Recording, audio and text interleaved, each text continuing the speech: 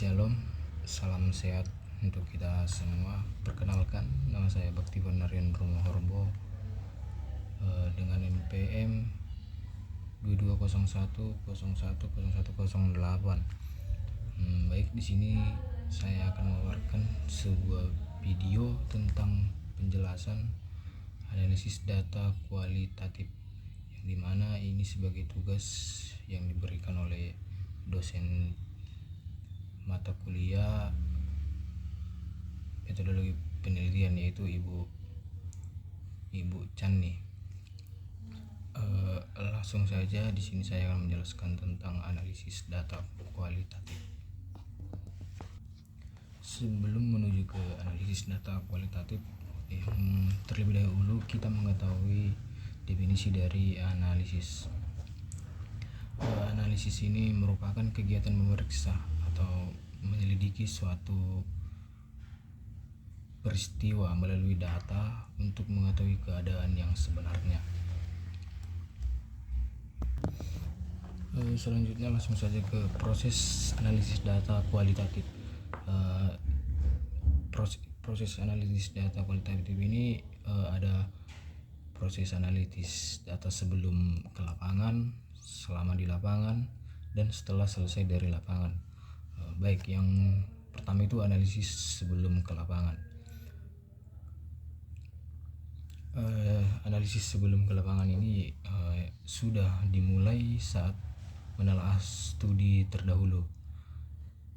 Ini dilakukan untuk memastikan studi yang dilakukan tidak terulang atau berulang. Analisis sebelum ke lapangan juga memastikan apa yang akan diteliti saat di lapangan nanti.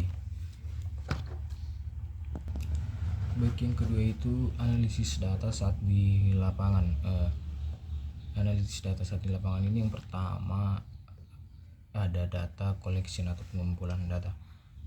Di dalam pengumpulan data ini, peneliti melakukan pengumpulan data melalui wawancara, observasi, dan dokumentasi. Seluruh data itu direkam atau dicatat atau diabadikan atau diingat, kemudian disimpan ke dalam suatu file penyimpanan. Seluruh data dapat dikumpulkan secara teratur atau dapat secara acak. Baik, analisis data saat di lapangan yang kedua yaitu data condensation, di mana proses pemilihan atau memfokuskan, menyederhanakan, mengabstraksikan data yang mendekati keseluruhan bagian dari catatan lapangan secara tertulis, secara transkrip wawancara, dokumen, dan materi empiris.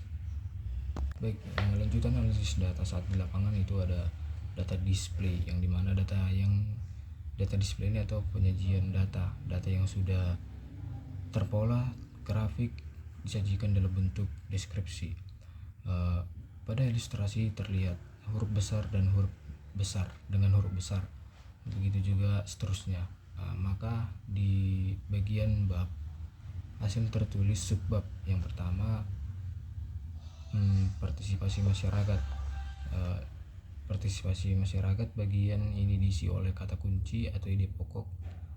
Penelitian mendeskripsikan data lapangan, kombinasi wawancara, observasi, dan dokumentasi.